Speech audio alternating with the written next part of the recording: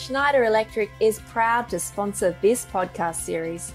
With a purpose to empower all to make the most of our energy and resources, our mission is to be your digital partner for sustainability and efficiency. At Schneider, we call this Life is On. Know more at se.com/au.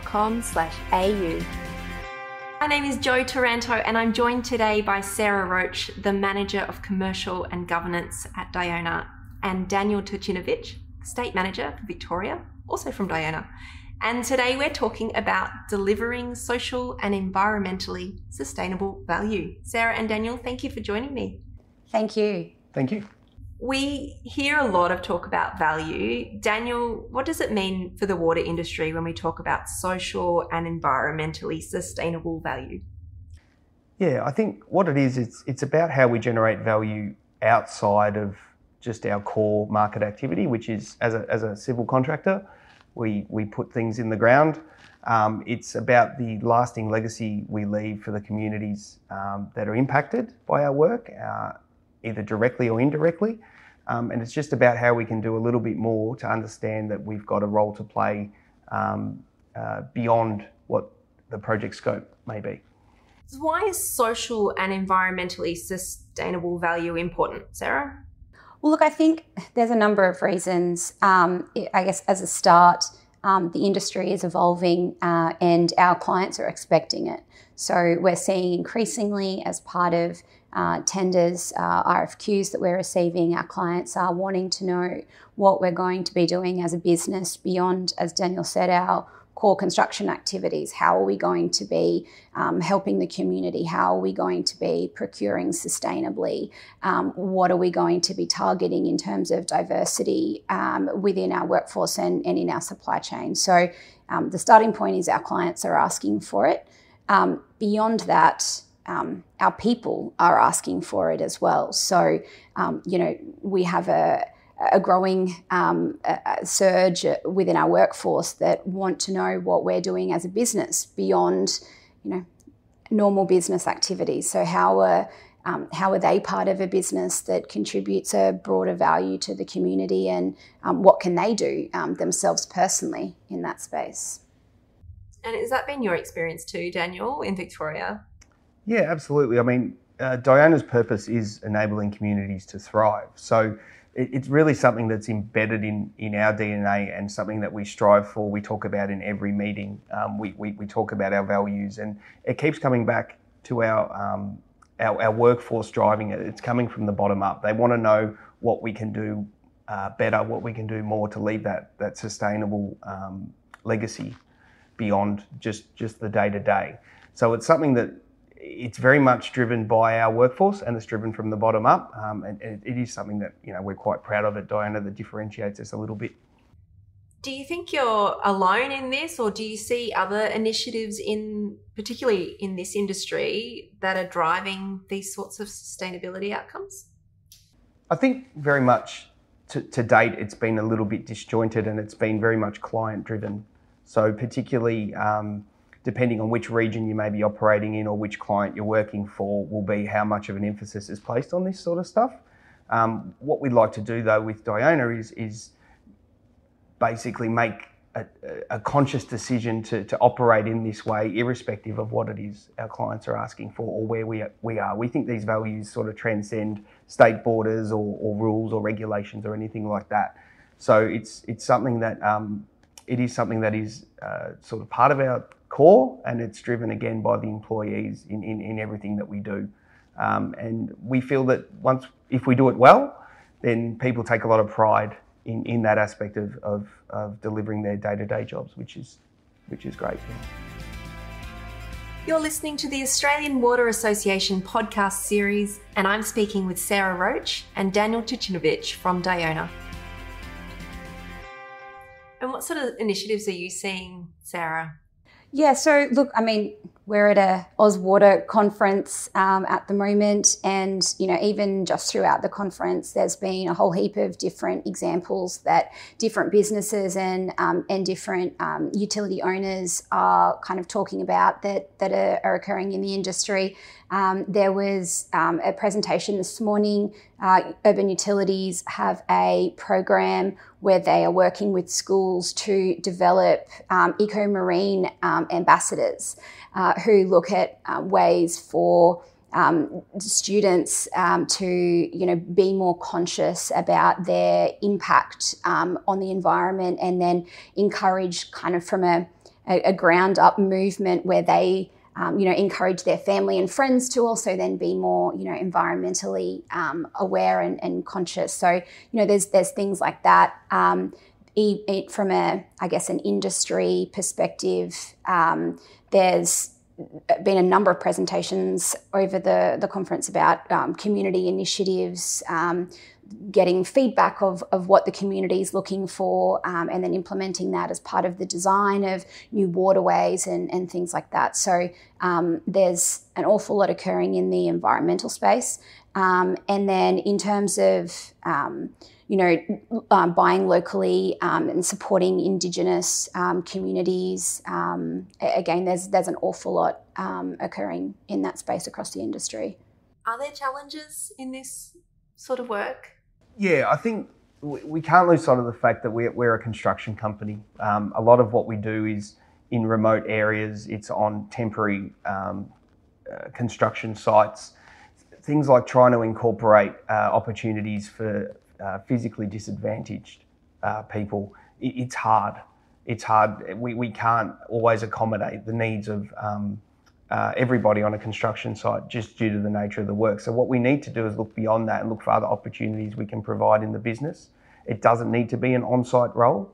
If you take Diona as a whole, it's the percentage of the workforce on the ground versus the percentage of the workforce in the office enables us to be able to offer those opportunities remote from a site. Things like video conferencing and working remotely, again, have opened that up even more. So those physical limitations become less and less of an impediment to being involved in, what can be a very rewarding and exciting industry. You've talked about inclusion there.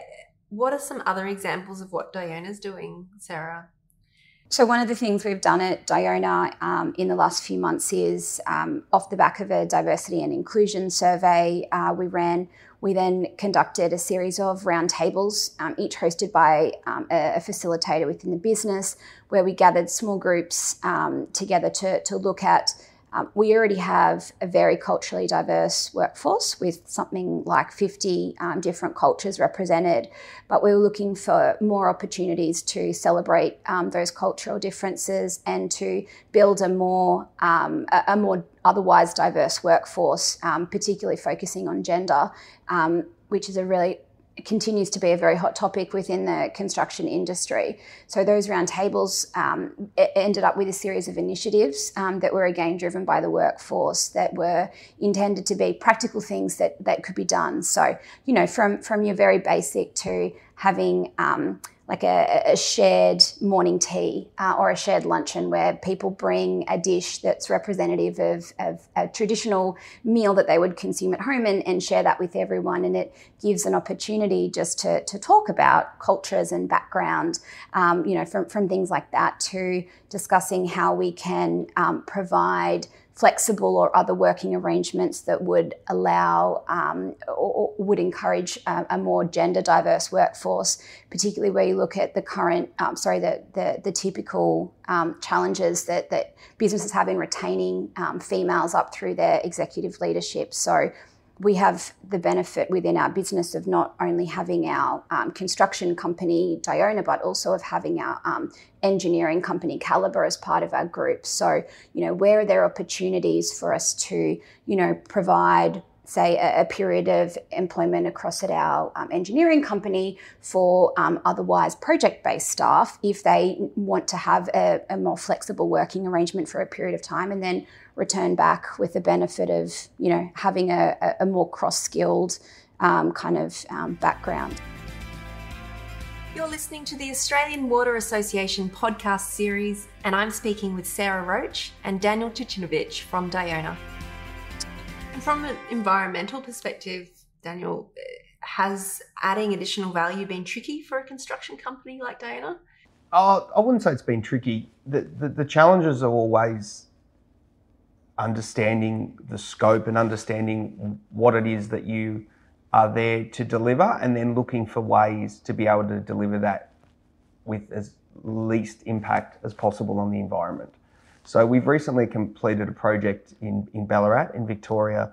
We had some really challenging environmental and archaeological conditions, being an old mining town, and working again with Environment Victoria and working with Heritage Victoria, we were able to identify some quite significant finds on site, some things that dated back to the 1800s. We were able to change our construction methodology to accommodate those artefacts on site, whilst they were catalogued and logged, and then some were transported off to be displayed in a museum if the time comes. So it's being able to respond to things like that, but also having, again, it comes back to those people that we have on the ground who feel confident to be able to say, yep, we found something here, let's stop, let's pause, let's investigate this further. And that's the kind of culture that we're trying to embed in Diona. It's like that safety culture that is now ingrained in all our workforce. It's extending that to more of this social and environmental aspect of their day-to-day. Do you ever envisage a time where the sorts of value that you add to projects will be the difference between securing a contract and not? Oh, absolutely. It already is. The scoring of our tenders and our submissions when we're going for a new project, they heavily weight their items towards these sort of initiatives and these programs now. And not only is it words on a page, it's moved on from words on a page or ticking a box, it's moved on to actually delivering on site and being able to demonstrate it. That sort of activity and that sort of a track record, the example I just gave regarding Ballarat, that then enables you to build that rapport with the client, and they value it, and then that enables you to secure the next portion of work. So it definitely has an impact. It definitely makes it business. It definitely makes a difference. And the companies that are slow to respond in this space, or that aren't doing it, or I don't believe that the future is going to be as bright for those organisations. Sarah, what opportunities do you think there are then for leading sustainability and this value across the industry? Yeah, look, I think the opportunity is for this, I guess, culture of adding value in the social, environmental space to really be embedded across businesses as part of the culture, rather than, I guess, at the moment, we're still reasonably early days, and you see it presented as a series of different initiatives, which, as Daniel said before, can sometimes be a bit disjointed. I think the opportunity for business is to take all of those initiatives and then to really embed the adding value approach across the culture of the business. So it just becomes how you operate rather than a specific kind of targeted focus, a bit like the journey that safety's been on, where we're really seeing that, safety is that embedded culture now. I think there's opportunity to get to that space. And for you, Daniel, what does the future look like? I think just to build upon what Sarah just said, I think the future is that it's just second nature. It's not talked about. It's a given. It's part of that license to operate that we absolutely need to have. The nature of the work we do is very temporary. We're often in and out of a site over a period of months, and if we've done our job well, we've left it in a much better way than what it was like before we got there. So what people do focus on is what we have left behind in terms of benefiting the community whilst we were there. So that could be things like how we interacted with the local suppliers and the local subcontractors that may or may not have provided services to us. We found that bringing them on this journey with us is upskilling them as well. So we may not work with that particular supplier ever again because we may not be in that region, but someone else might come along, and then because we've brought them along with us, with Diona, they're ready for that next engagement. So they've subconsciously and by necessity upskilled themselves just by the interactions they've had with us. It sounds like a pretty bright future to me. I've been speaking with Sarah Roach, the Manager, Commercial and Governance, and Daniel Turcinovich, the State Manager for Victoria, both from Diona, and thank you both for your time. Thanks for having us. Thank you.